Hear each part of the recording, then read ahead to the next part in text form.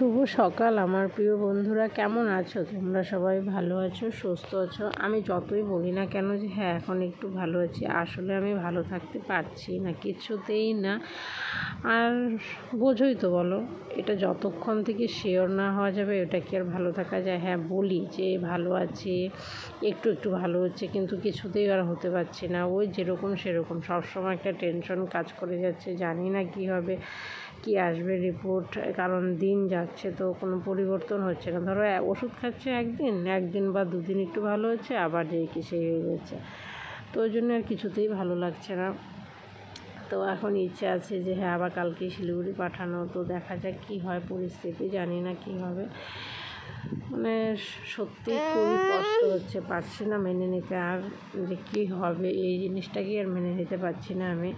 কারণ দেখো, রোগের মধ্যে তফাৎ থাকে। একটা ধরো গলব্লাডার স্টোন হলো, অপারেশন করলো, সুস্থ হয়ে যায়। আর এই ধরনের রোগগুলো খুবই কম। মানে জানি না কী হবে, আমি ঠিক বলতেও পারছি না। আমার আর মাথাও কাজ করে না, সব সময় টেনশন, সবটা সময় টেনশন। আর টেনশন ছাড়া চলছেই না মনে হচ্ছে যেন।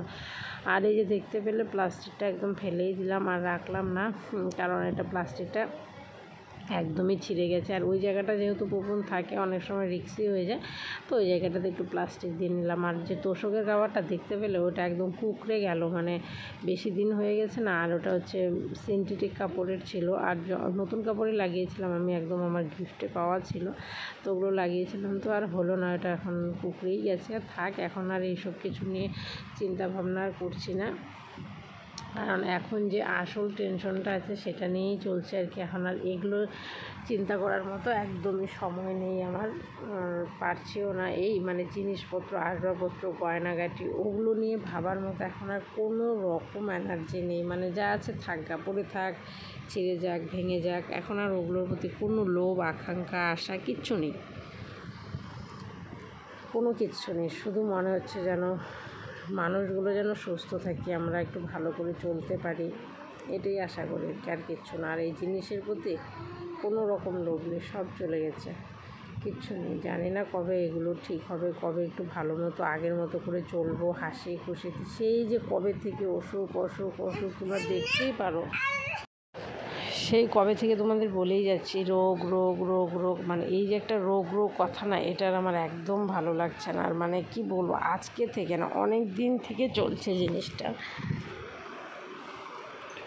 মানে আজকে এটা, কালকে ওটা, পরশু এটা, মানে এরকম চলছে, কোনো রকম বন্ধ নেই। ধরো, আর ও তো ধরো একটু ডাক্তারটা কম দেখাতে চায়, মানে খুবই কম দেখাতে চায়, খুব জোর করে নিয়ে দেখাতে হয় যেহেতু, তো সেই রুগীদের বলো কীরকম পরিস্থিতি হয়।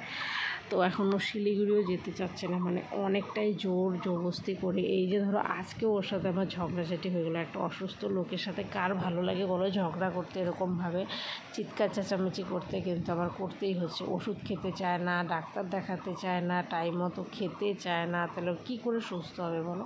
আর সবসময় আমার ক্যাট ক্যাট ক্যাট ক্যাট করেই যেতে হয়, এটা কি আর ভালো লাগে বলো?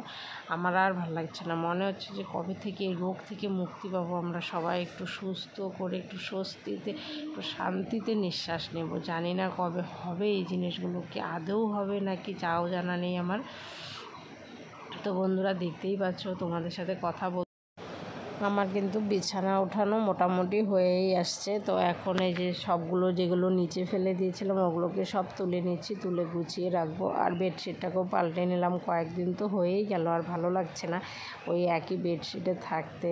তো আর বালিশের কাভারগুলো যে উল্টাপাল্টা ছিল, ওটা মানে একদমই খেয়াল ছিল না, মানে কি বলবো, আর ওটা একদম মাথাতেই ছিল না যে ওই বেডশিটের বালিশের কাভার আমি লাগাইনি, এটারটা ছিল। তো থাকা, ভাবলাম ঠিক আছে, এটাকে সেট করতে গেলে এটাকে আজকে রাখতে হবে, এটা ধুচ্ছি না, বেডশিটেই শুধু ধুয়ে নিব। তো কাঁথাটাকেও ভাঁজ করে নিচ্ছি, নিয়ে তারপরে সবগুলোকে গুছিয়ে জায়গা মতো রাখবো, রেখে আরও তো জানোই যে আমার কাজ আছে, পুপনকে খাওয়াতে পারে। এখন তো কদিন থেকে রুটি বানাচ্ছি না, যেহেতু পুপন খাচ্ছে না রুটিটা, তো ওই জন্য রুটিটা বানাচ্ছি না, বড়মশাইয়ের জন্য শুধু গোলা রুটিটাই বানাচ্ছি, আর বেশি কিছু করছি না এখন। আর রান্না করব, কারণ মসুর ডাল করব, কিছু রান্না আমাকে আজকে করতে হবে। মসুর ডাল করব, তারপরে হচ্ছে কলমি শাক করবো। কলমি শাকের যে ডাঁটাটা আছে ওটা চচ্চড়ি খেতে বড়মশাই খুব ভালো লাগে, আমারও ভালো লাগে, যেটা সত্যি কথা আমার কাছে খুবই ভালো লাগে। সাথে দেখবে মোটা মোটা ঢেঁকি শাকগুলো আছে না, ওই ডাঁটাটা যদি মোটা মোটাটা ঢেঁকিটা দাও তো ওটা দিয়ে চচ্চড়ি করতে দারুণ লাগে খেতে, আমার কাছে খুব ভালো লাগে। রসুন তেলে দিয়ে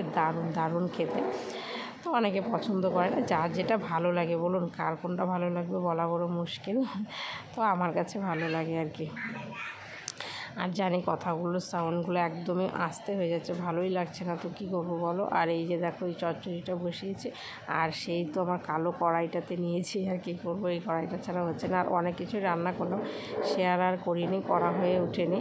তারপরে এদিকে রান্না কমপ্লিট করে রান্নাঘর পরিষ্কার করে চলে আসলাম।